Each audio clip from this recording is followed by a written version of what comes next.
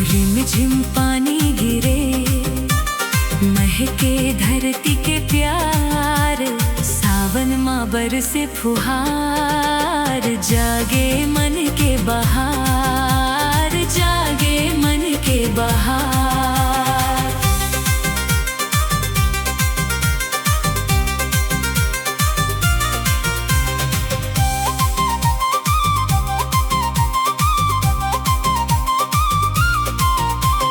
बादल घिर घिर आवे, बिजुरी चमक जाए, तोर मुस्कान देख के मोर मन हर लहराए।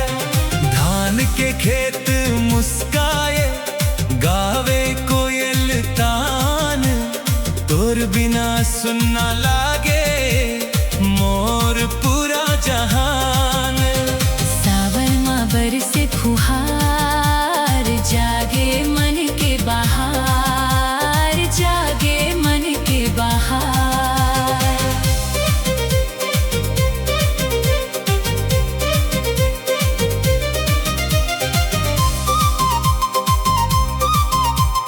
ला ला ला ला ला ला ला ला ला ला ला ला।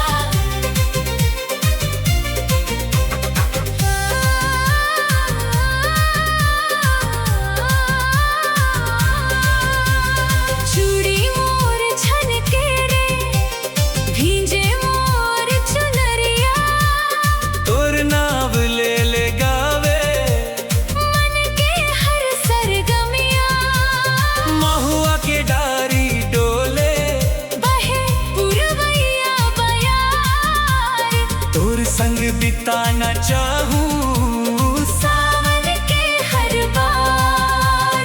सावन माँ बरसे फुहार, जागे मन के बहार, जागे मन के बहार।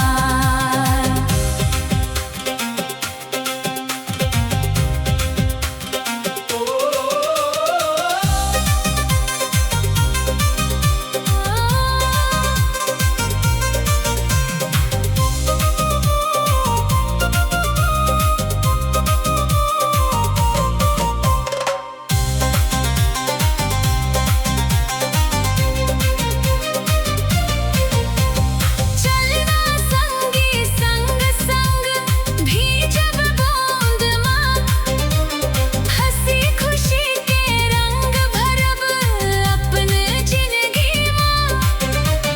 माया के डोरी गहिराए, हर लेवे दुख भार, सावन माँ बरसे फुहार, बने अमर ये प्यार। सावन माँ बरसे फुहार, जागे मन के बहार, जागे मन के बहार।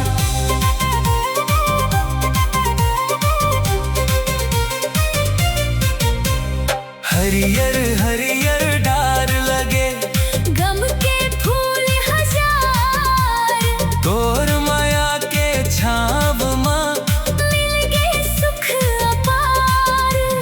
जन्म जन्म तक निभाबो हे माया के व्यवहार, सावन माँ बरसे फुहार, रहिबो संग हर बार। सावन माँ बरसे फुहार, भींजे मोर अंगना, तोर संग हसत गावत, सज गए मोर सपना।